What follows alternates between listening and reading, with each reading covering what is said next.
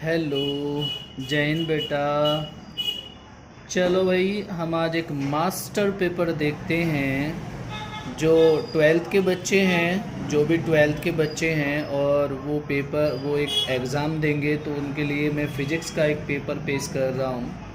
तो आपके सामने एक फ़िज़िक्स का मास्टर पेपर शेयर कर रहा हूँ। अगर आप इस पेपर को बहुत अच्छी तरह से कर लेते हैं तो आपके मार्क 90 प्लस तो आ ही जाएंगे।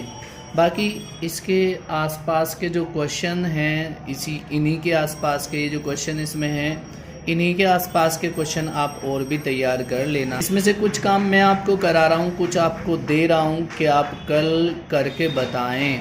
मेरे व्हाट्सएप ग्रुप में अपना जो काम होगा, जो आप करेंगे, जो आप इसमें से सोल्व करेंगे, वो सब मेरे व्हाट्सएप ग्रुप पे डाल दें। तो चलिए बेटा शुरू करते हैं इसको, सब लोग ध्यान से ज़रा।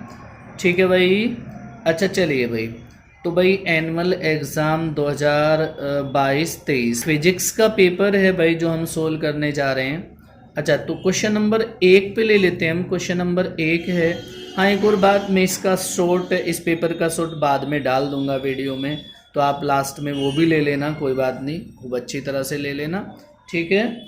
तो बेटा चलिए हम देखते हैं इसको। चलिए हम पहला पहला क्वेश्चन नंबर 1 स्टार्ट करते हैं। क्वेश्चन नंबर 1 स्टार्ट करते हैं भाई। चलिए, तो मैं पढ़ रहा हूँ, चलिए हम थोड़ा सा इसकी हेल्प भी करने की कोशिश करेंगे। तो देखिए क्वेश्चन नंबर 1 जो है आपका, उसने दिया है एक वैद्युत क्षेत्र विक्षेपित कर सकता है। विक्षेपित मतलब उसकी दिशा बदलवा सकता है। तो वैद्युत क्षेत्र किसकी दिशा बदलवा सकता है भाई? विक्षेपित का मतलब है दिशा किसकी बदलवा सकता है? अल्फा कणों की, न्यूट्रॉनों की, एक्स किरणों की, या फिर गामा कणों की।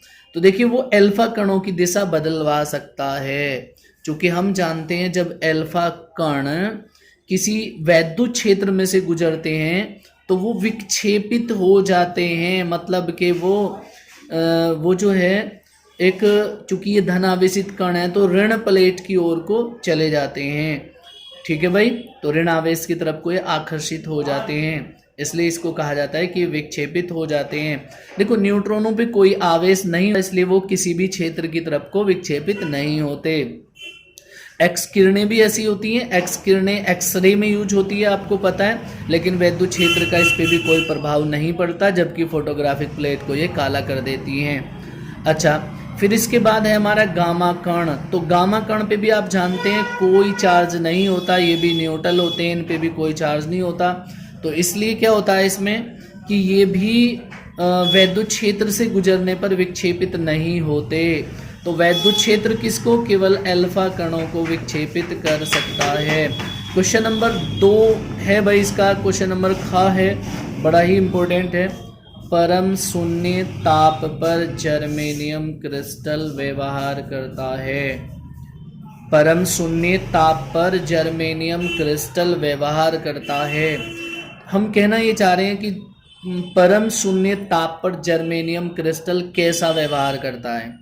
अच्छा, एक बात समझ लीजिए, परम शून्य ताप होता क्या है भाई? देखो परम शून्य ताप, ये परम शून्य टेम्परेचर एक ऐसा टेम्परेचर होता है जिस पे गैसों के अणु या पदार्थ के अणु निष्क्रिय हो जाएं, काम करना बंद कर दें, तो वो होता है परम शून्य ताप। अच्छा, जब जर्मेनियम के जो मुक्त इलेक्ट्रॉन थोड़े बहुत इसमें होते हैं वो निष्क्रिय हो जाएं, तो वो कैसा? एक पूर्ण अचालक का व्यवहार करने लगेगा। ठीक है। उसके बाद नेक्स्ट क्वेश्चन देखते हैं हम भाई। क्वेश्चन नंबर 3 है इसका, गा क्वेश्चन है। एंड गेट में उच्च मान 1 वाइपर प्राप्त करने के लिए, तो वाइपर मान प्राप्त करने के लिए देखो हमने इसमें, इसके बारे में हम थोड़ा समझते हैं। देखो हमने 3 गेट पढ़े थे, एक तो और गेट, एंड गेट, और एक पढ़ा था हमने नोट गेट। ठीक है। देखो और का मतलब मैंने आपको समझाया था क्लास में, और का वैल्यू होता है, और का मतलब होता है या का मतलब होता है योग। यानी कि और इसका वैल्यू होता है क्या भाई, इसका मतलब होता है और का मतलब होता है गुणा, ठीक है। और नोट का मतलब एक तरह से नहीं, नहीं का सेंस है उल्टे से, तो इसको उलट देना, मतलब ये समझते हैं थोड़ा सा। देखो और का मतलब या का मतलब योग, एंड का मतलब और का मतलब गुणा। अब वो इसकी बात कर रहा है, इसका मतलब गुणा करके वैल्यू 1 प्राप्त हो जानी चाहिए। तो देखिए, अच्छा हम देखते हैं एंड गेट में उच्च मान 1 y पर प्राप्त करने के लिए। देखो अब मैं भी अभी एंड का मतलब और का मतलब गुणा, तो इनकी गुणा करके 1 प्राप्त हो जाना चाहिए। देखो 0 0 की गुणा करेंगे 0 ही होएगा, नहीं होगा। 0 1 की गुणा करेंगे नहीं होएगा, 1 0 की गुणा करेंगे नहीं होएगा, 1 और 1 की गुणा करेंगे तो हो जाएगा, इसलिए ये वाला आंसर सही है। अच्छा जी चलिए इसके बाद, डोमेन किस पदार्थ से बनते हैं। डोमेन, देखो डोमेन होता है एक तरह से पॉजिटिव नेगेटिव का एक ग्रुप बन जाता है जिसको डोमेन कहा रहा है। तो उसमें क्या काम करना है, तो डोमेन बनते हैं भाई लोह चुंबकीय पदार्थ के, क्योंकि पड़ती चुंबकीय पदार्थ तो चुंबक के पास ले जाने पे थोड़ा सा पीछे हट जाते हैं विपरीत दिशा में, और ये अणु थोड़ा सा आकर्षित होते हैं, तो इनसे तो नहीं बन सकता, और कोई नहीं हो सकता, तो वो किससे होगा, लोह चुंबकीय पदार्थ। अच्छा, किस तरंग की तरंग दैर्ध्य अधिकतम होती है, तो इसमें से किस तरंग की तरंग दैर्ध्य अधिकतम होती है, तो इसकी होती है। लेकिन अगर बात करें तो तरंग दैर्ध्य लाल की भी होती है, लाल की भी सबसे ज़्यादा होती है, जो लाल कलर होगा उसकी जो तरंग दैर्ध्य होती है वो सबसे ज़्यादा होती है, ठीक है। और सबसे कम होती है बैंगनी की, तो सबसे ज़्यादा तरंग दैर्ध्य होती है लाल की। तो चलिए इसके बाद, और इसमें है इस तरह की किरणें, रेडियो तरंगे, एक्स किरणें, पराबैंगनी तरंगे, अवरक तरंगे, तो इसमें कौन सी है भाई, पराबैंगनी तरंगे। अच्छा इसको देखिए भाई, नेक्स्ट क्वेश्चन बड़ा ही इंपॉर्टेंट क्वेश्चन है। तो इसमें क्या है मामला कि आर प्रतिरोध के तार को पिघलाकर आधी लंबाई का तार बनाया गया है, नए तार का प्रतिरोध, तो तार है उसको, उसका रेजिस्टेंस अभी भी आर है, कैपिटल आर है, और उसका जो है उसको पिघलाकर आधी लंबाई का एक नया तार बनाएंगे, नया तार का प्रतिरोध क्या होगा। तो इसके लिए हम एक काम करते हैं भाई, इसके लिए हम R1 वैल्यू तो उसने दे रखा है R ओम, और R2 वैल्यू हमें फाइंड करना है, और L1 उसकी जो लेंथ है वो L है, ये हमने मान लिया भाई क्योंकि उसने दिया नहीं है। L2 इक्वल टू कितना हुआ भाई, उसने कहा है आधी लंबाई का तार, तो दूसरी लंबाई आधी है, तो जितनी पहले थी उसकी आधी है। फिर इसके लिए फॉर्मूला होगा R directly proportional to L square, तो R1 बटे R2 इक्वल टू L1 बटे L2 का स्क्वायर। इसको अगर हम सोल्व करके देखते हैं तो देखिए R1 का वैल्यू R है, R2 हमें फाइंड करना है, L1 का L है, L2 का L/2 है, इसका स्क्वायर है। इससे कैंसिल हुआ, तो R बटे R2 इक्वल टू, ये 2 1/2 करके ऊपर चला जाएगा तो 4 बचेगा ना, ठीक है। अब देखिए इसको हमें निकालना है, तो इसको इधर ले आए, तो R/4 इक्वल टू R2, तो देखिए R/4, तो दूसरे वाला R2 जो रेजिस्टेंस है वो आपका कितना हो जाएगा भाई, R/4। तो चलिए ये हमें ऑप्शन मिल गया भाई इसका। चलो नेक्स्ट है, वो कह रहा है क्वेश्चन नंबर 2 में प्रश्न, वो कह रहा है सारे के सारे प्रश्न अनिवार्य है, एक एक नंबर के प्रश्न। अच्छा समझिए, PNP व NPN ट्रांजिस्टर के प्रतीक चिन्ह बनाइए। देखो दोनों के प्रतीक चिन्ह बनाना है तो हमें एक काम करना है, देखो हम ऐसे बना देंगे, ऐसे। देखो ये तो E होता है उत्सर्जक, ये C होता है संग्राहक, और ये B होता है बेस आधार। अच्छा अगर हमने बस एरो की बात है, अगर हमने एरो इस तरह रखा अंदर की साइड में, ठीक है, तो ये बन जाएगा आपका PNP ट्रांजिस्टर। और अगर हमने इस ही में देखें ध्यान से भाई, अगर हमने इसको बाहर की ओर को एरो बना दिया तो ये बन जाएगा आपका NPN ट्रांजिस्टर। तो इस तरह प्रतीक बनाते हैं, बस इतना ही काफ़ी है प्रतीक, अपने आप बाकी चेक कर लेना आप। हाइड्रोजन बामर श्रेणी किस भाग में मिलती है? देखो हमारी ये 5 श्रेणियां होती हैं। एक तो होती है, आप जानते होंगे, एक तो होती है लाइमन, दूसरी होती है बामर, है ना। तो देखो बामर, जब हाइड्रोजन का स्पेक्ट्रम किया गया था तो उसमें अनेक धूमिल रेखाएं दिखाई दी थी, जिसने सबसे पहले लाइमन ने देखा था। ठीक है, अब लाइमन ने इसके लिए श्रेणियां भी रखी थी। अच्छा, लाइमन की जो हाईएस्ट तरंगदैर्ध्य थी उसको उसने 6563 बताया था और 3646। ठीक है, तो ये थी 6563 और 3646 एंगस्ट्रॉम। ठीक है, लेकिन इसे ये थी 912 व 1216 एंगस्ट्रॉम, है ना। इसके लिए आपको इसकी दो तरंग दैर्ध्य याद रखनी है। मैंने दोनों एक लिए 912 से 1216, तो 912 है यहाँ पे, है ना। तो छोटी इसकी 912 और बड़ी है 1216, और इसकी बड़ी है 6563 और छोटी है 3646। ठीक है, और समझिए भाई, ये मिलती है अदृश्य भाग में, तो ये तो मिलती है अदृश्य भाग में, ऐसे भाग में दिखाई नहीं देती। और ये मिलती है भाई दृश्य भाग में, तो ये तो मिलती है अदृश्य भाग में, और ये मिलती है भाई दृश्य भाग में। ठीक है, और बाकी तीनों मिलती हैं अवरक्त भाग में, रेड इंफ्रा में। तो उसके बाद हम देखते हैं, इसके बाद है V = इतने में आवृत्ति क्या होगी। तो ये क्वेश्चन आपको करके दिखाना है, मैं समझा चुका, है ना। इसकी फ्रीक्वेंसी क्या होगी, थोड़ा सा हिंट बता रहा हूँ। V = V0 sin ωt से इसकी कंपेयर करना, V निकालना, और बाकी चीज़ों के साथ किसी परिनालिका के अक्ष पर चुंबकीय क्षेत्र के लिए व्यंजक लिखिए। तो चुंबकीय क्षेत्र के लिए व्यंजक लिख रहे हैं, तो B बराबर आप जानते हैं होगा μ0 Ni/2r। तो ये होता है इसके लिए व्यंजक। और सीधे तार के बाहर किसी बिंदु पर फाइंड करना है तो μ0 I/2πr, फिर ये बनता है भाई। तो ये तो है आपका सीधे तार के बाहर किसी भी बिंदु पर, और ये है परिनालिका के पास किसी भी बिंदु पर। ठीक है, उसके बाद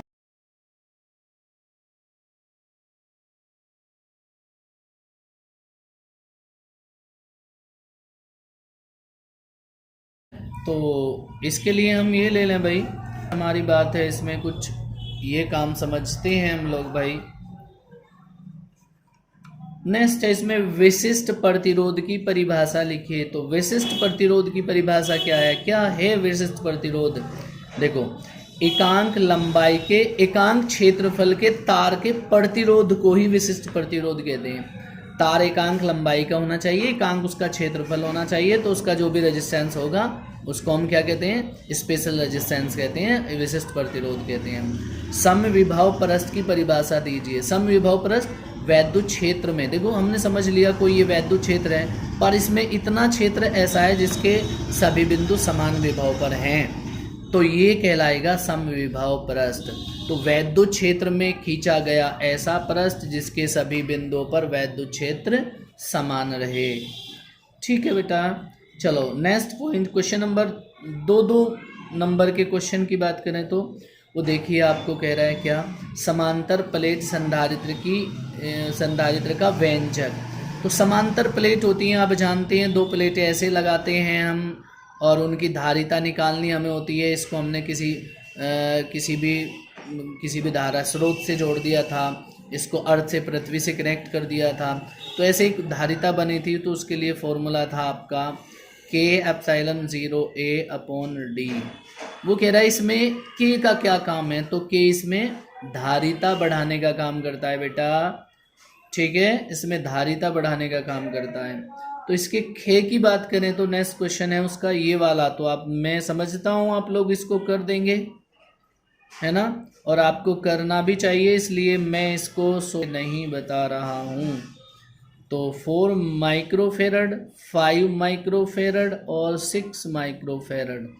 पहले तो देखिए इसको आप जानेंगे कि ये श्रेणी क्रम है या समांतर यानी पैरेलल है या सीरीज है। तो मुझे लग रहा है आप जानते होंगे पैरेलल है, क्योंकि सबको अलग अलग करंट, कोई भी किसी के साथ सीरीज नहीं हो रहा है।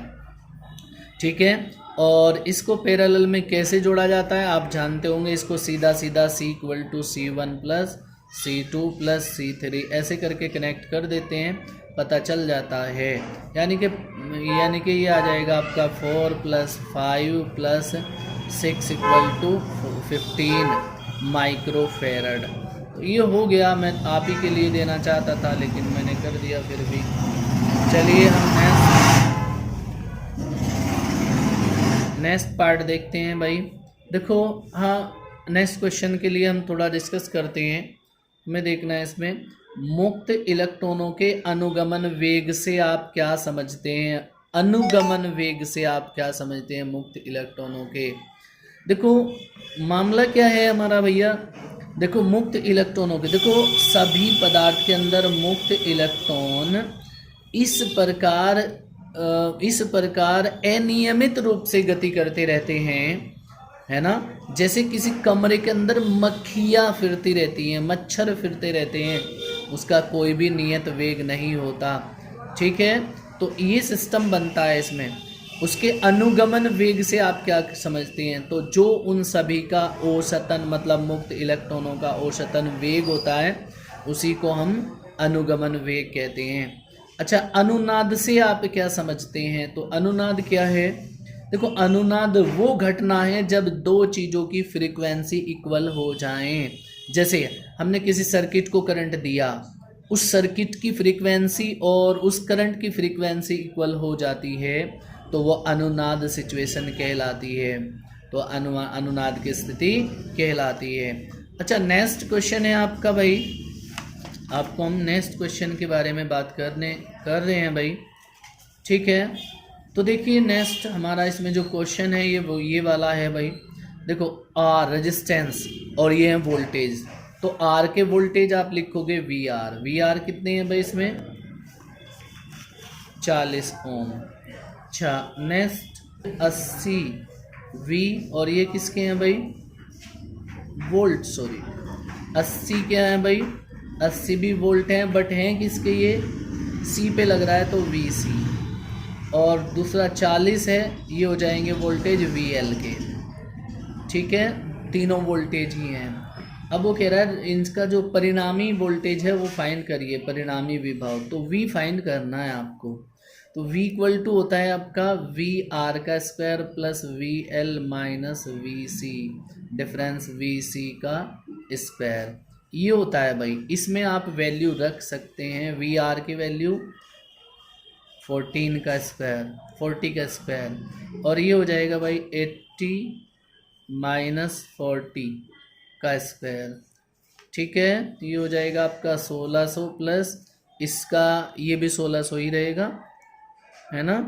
अब ये हो जाएगा किसका भाई V² हो जाएगा आपका 3200, और 3200 का वर्गमूल होता है 16√2, सॉरी 40√2। ठीक है भाई, तो 40√2 ये आपका आंसर आ जाएगा। अच्छा, क्रांतिक कोण से आप क्या समझते हैं। देखो जब कोई प्रकाश किरण एक माध्यम से दूसरे में जाती है, माध्यम का समझ रहे होंगे आप, हवा से पानी में जाती है तो उसकी दिशा और चाल बदल जाती है, आवृत्ति नहीं बदलती, है ना। तो जब वो जाती है और जब वो थोड़ा बदल लेती है और वो इतना बदल ले कि पहले माध्यम में उसका दूसरे माध्यम में उसका कोण 90 डिग्री बन जाए, तो वो शुरू का जो आपतन कोण था वही क्रांतिक कोण सी कहलाएगा। तो समझे क्रांतिक कोण सी क्या कहलाएगा भाई। चलिए इसके बाद हम नेक्स्ट देखते हैं भाई। तो इसमें भाई लेंस की अक्षमता से आप क्या समझते हैं। देखो लेंस की अक्षमता उसकी फोकस दूरी के व्युत क्रम को कहते हैं, जबकि फोकस दूरी मीटर में नापी गई हो, जबकि फोकस दूरी मीटर में नापी गई हो। ठीक है बेटा, नेक्स्ट क्वेश्चन भाई, नेत्र में दृष्टि दोष क्या होता है भाई? दृष्टि 25 सेंटीमीटर को परिभाषित करिए। तो क्वेश्चन आप ही को करना है, बहुत कुछ भी समझाने की इसमें ज़रूरत नहीं है, आप ही को करना है। कोई प्रॉब्लम रही तो आप मुझसे बात कर सकते हैं इसके बारे में, ठीक है? मुझे कमेंट कर देना बेटा। चलिए नेक्स्ट क्वेश्चन हम थोड़ा समझ लेते हैं भाई, बाकी मैं क्वेश्चन कुछ आप ही को दे रहा हूँ, आप करके लाना है भाई। तो दृष्टि दोष आप ही को करना है, ठीक है भाई। उसके बाद देखिए HCl है, तो HCl क्या होगा? H के पॉइंट और Cl के पॉइंट, है ना, Cl नेगेटिव, ये दोनों मिलके HCl बनाएंगे। तो एक इसका पार्टिकल ले लें, इसका पार्टिकल ले लें, दोनों मिलके क्या बनाएंगे? HCl का एक पार्टिकल, है ना। तो वो ऐसा बनेगा, आप सपोज करें, ठीक है। तो अब देखिए इस पे चार्ज कितना है? E प्लस का, और इस पे चार्ज कितना है? E माइनस का। तो दोनों का चार्ज पता चल गया हमें। इनका द्विध्रुव यानी P कितना है भाई? 3.4 इंटू 10⁻³ है ना भाई, कूलम मीटर। ये हो गया। अच्छा जी, और अब हमें फाइंड करना है इनके बीच की डिस्टेंस यानी 2L, और इसका फॉर्मूला था P बराबर 2L गुना Q या चार्ज। देखो P का value 3.4 into 10⁻³ equal to 2L find करना है। Q का वैल्यू क्या है हमारा? E का वैल्यू 1.6 गुना 10⁻19। अच्छा, इसमें हमें माइनस प्लस लेने की ज़रूरत नहीं है, बस एक कोई भी ले लो इनमें से, ठीक है। तो हमने ये ले लिया, तो आपको कैलकुलेट इसको खुद करना है। ये इधर आके डिवाइड में आ जाएगा, 3.4 इंटू 10⁻³ अपॉन हो जाएगा 1.6 इंटू 10⁻19 इक्वल टू 2L। तो 2L ही हमें निकालना है इसमें, और कुछ भी नहीं करना। इसके बाद हम जल्दी जल्दी से क्वेश्चन आपको ही करने हैं। किरचॉफ का नियम संबंधी आप ही को समझाना है भाई। 20 सेंटीमीटर त्रिज्या के द्विउत्तल लेंस, तो 20 सेंटीमीटर त्रिज्या का द्विउत्तल लेंस है, इतने अपवर्तनांक वाले दर में डुबो दिया गया है। उसके लिए मैं आपको फॉर्मूला बता रहा हूँ। तो 1/f equal to n-1 into 1/r1 minus 1/r2। लेकिन जिसमें इसको डुबो रहा है उसका रिफ्रैक्टिव इंडेक्स यहाँ पे रख देंगे L के नीचे। इस तरह से ये कैलकुलेट हो जाएगा। चलिए, ये इससे हो जाना चाहिए आपका। आप इसमें वैल्यूज़ पुट करके कैलकुलेट कर देना, हो जाएगा। विद्युत प्रभाव से आप क्या समझते हैं? प्रकाश विद्युत प्रभाव, जब प्रकाश किसी पृष्ठ पर गिरता है तो उससे इलेक्ट्रॉन उत्सर्जित करा देता है, उसी को प्रकाश विद्युत प्रभाव कहते हैं। इसमें कार्य से आप क्या समझते हैं? तो इसमें काम क्या होता है? तो इलेक्ट्रॉन उत्सर्जित करने में जो काम करना पड़ता है वही उसका कार्य फलन है। तो चलिए, ये भी आपको समझ आ गया। मैं जल्दी से इसलिए बता रहा हूँ कि रेफरेंस पढ़ना आप ही को है। गोलीय अवतल पृष्ठ पर अपवर्तन का सूत्र देखो, लेसन नंबर 1 है सेकंड बुक का, है ना। प्राइवेट बुक में लेसन नंबर 2 है, ठीक है। तो इसमें आपको ये दोनों ही करने, गोलीय अवतल पृष्ठ पर, अवतल पृष्ठ के लिए भी और उत्तल पृष्ठ के लिए भी दोनों करना है। पीएन संधि डायोड पूर्ण तरंग कार्य के रूप में आप कर सकते हो। ट्रांसफार्मर की दोनों कुंडलियों से एक एक डायोड जोड़ के हम इसको परिपथ बना सकते हैं। 4 प्रतिरोध PQRS, ये व्हाइट स्टोन सेतु है भाई, पूरा प्रूव कर देना है आपको। कर सकते हो आप आराम से, कोई प्रॉब्लम वाली बात नहीं है। अच्छा, PNP ट्रांजिस्टर की क्रिया देखो, इसकी क्रिया जरूर करें भाई। क्रिया ये कैसे काम करता है मैं आपको करा चुका, एक बार आपको करके दिखाना है, पूछना दोबारा कमेंट में, मैं आपको बता दूंगा इसको, ठीक है। तो इसके बाद यंग का प्रयोग आप कर लोगे आराम से। उसकी दीप्त और अदीप्त फ्रिंजें बनती हैं, आपको पता ही है। चल कुंडली धारा मापी, तो कुंडली धारा मापी में एक इम्पोर्टेंट है। तो चलो, ये तो मैं आपको करा चुका हूँ, बाकी ये क्वेश्चन आपके लिए है जो आपको करना पड़ेगा। 2 समांतर तारों में समान धारा एक ही दिशा में बह रही है तो उनकी प्रति मीटर लंबाई पर लगने वाले बल की गणना कीजिए। यदि दूसरे तार में धारा का मान 2 गुना कर दिया जाए तो बल कितने गुना हो जाएगा?